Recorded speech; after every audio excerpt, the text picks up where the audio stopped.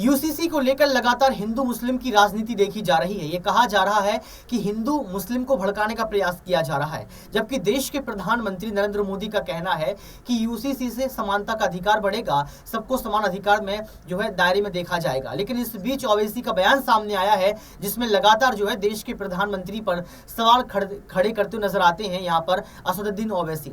नमस्कार, आपके साथ मैं हूँ ऋतिक सविता। स्वागत है आपका नेक्स्ट 9 न्यूज पॉलिटिकल बाइट में। दर्शकों, आपको बता दें कि यहाँ पर समाजवादी पार्टी के जो मुस्लिम नेता हैं वो लगातार बीजेपी को घेर रहे हैं, ओवैसी लगातार बीजेपी को घेर रहे हैं। लेकिन जो नेता भारतीय जनता पार्टी से, यानी कि जो मुस्लिम नेता भारतीय जनता पार्टी में कार्यरत हैं, वो लगातार इस बात को कह रहे हैं कि यूसीसी मुस्लिम के पक्ष में है, मुस्लिम विरोधी नहीं है।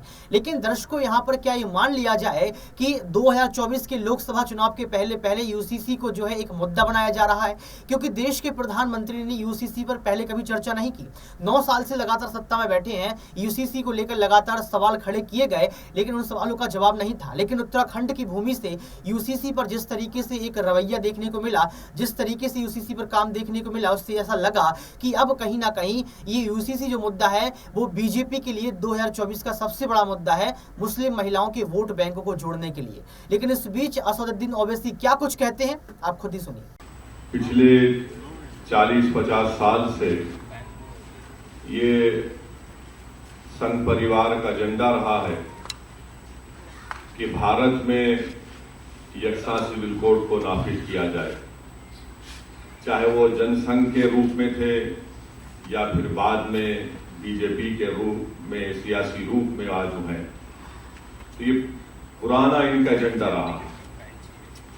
मैं अपनी बात को आगे ले जाने से पहले अगर हम तारीख पर नजर डालेंगे तो तारीख में हमको ये मिलता है कि 28 अक्टूबर को 1931 को मोहनदास करमचंद गांधी ने भारत के मुसलमानों को तयख्खुन दिया था कि उनकी शरीयत में मुदाखलत नहीं की जाएगी।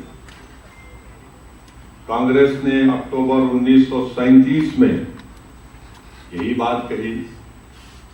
नेहरू ने अप्रैल 6, 1937 को यही बात कही। फिर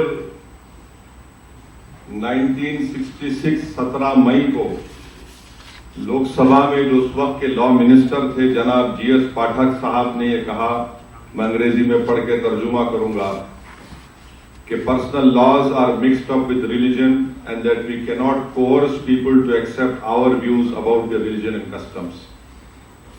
उन्होंने ये उस वक्त के पाठक साहब कानून के वजीर थे, मंत्री थे, उन्होंने लोकसभा में यह कहा 17 मई 1966 को कि पर्सनल लॉज मजहब के साथ जुड़े हुए हैं और हम यानी हुकूमत आवाम पर दबाव नहीं डाल सकती कि वो हुकूमत के सोच को, अपने मजहब और कस्टम को छोड़ दें। यानी अपनी हुकूमत की जो व्यूज हैं वो हुकूमत किसी को मजबूर नहीं कर सकती कि वो अपने मजहब को और अपने कस्टम को छोड़ दें।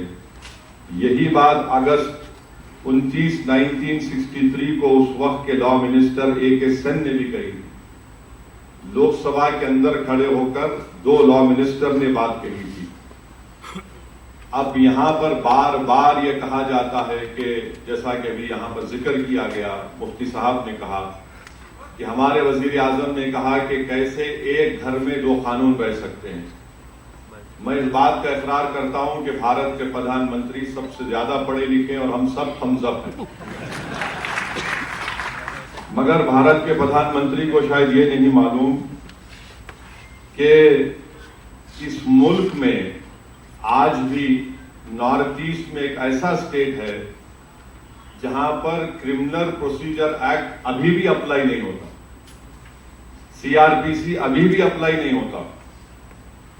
इस मुल्क में आज भी ऐसे कवानीन है कि मुफ्ती इस्माइल साहब मालेगांव से निकलकर अरुणाचल प्रदेश नहीं जा सकते जब तक कि उनको परमिट नहीं दिया जाता। हमारे वतन अजीज में यह भी कानून है कि कोई भी औरंगाबाद से उठकर हिमाचल प्रदेश की एग्रीकल्चर जमीन नहीं खरीद सकता। हमारे मुल्क में हमने यह कानून बनाया कि अगर कोई बड़ा मल्टीनेशनल कंपनी होगा तो वो अगर उन किसी कंपनीज में कॉन्ट्रैक्ट पर इख्तलाफात हो गए तो हम उसका फैसला आर्बिट्रेशन के जरिए सिंगापुर में करेंगे। ये हमने कानूनी सहूलत दी कि अगर दो कंपनीज में झगड़ा होगा तो हम इसका फैसला सिंगापुर में करेंगे। तो सुना आपने इस वीडियो को सुनने के बाद आपको पता लग गया होगा किस तरीके से ओवैसी ने तमाम सवालों को खड़ा कर दिया। लेकिन दर्शकों, बड़ा सवाल यह है कि आखिर क्यों मुस्लिम यूसीसी को विरोधी मान रहे हैं। ये क्यों कहा जा रहा है कि यूसीसी मुस्लिम महिलाओं के लिए ठीक नहीं है। लेकिन दर्शकों, ये भी समझना पड़ेगा कि देश के प्रधानमंत्री जब भी कोई बड़ा फैसला लेते हैं उसमें सोच समझ के लेते हैं, क्योंकि ये कहा जाता है कि भारतीय जनता पार्टी के पास चाणक्य नीति है और चाणक्य नीति के तहत जो भी फैसले लिए जाते हैं वो चाहे हिंदू हो, चाहे मुस्लिम हो, चाहे सिख हो, चाहे ईसाई हो, सबके भले के लिए होते हैं। लेकिन यहाँ पर कहीं ना कहीं एक मीडिया का सिनेरियो देख लो या मीडिया एंगल की बात कर लो, यहाँ पर हिंदू और मुस्लिम को लड़ाने का जो है प्रयास किया जा रहा है। लेकिन आपका क्या पक्ष है, आप कमेंट बॉक्स में जरूर बताएं। ओवैसी की बातों से आप कितना सहमत हैं इसको भी जरूर लिखें। आज के लिए सिर्फ इतना ही। देखते रहिए नेक्स्ट 9 न्यूज पॉलिटिकल वाइट।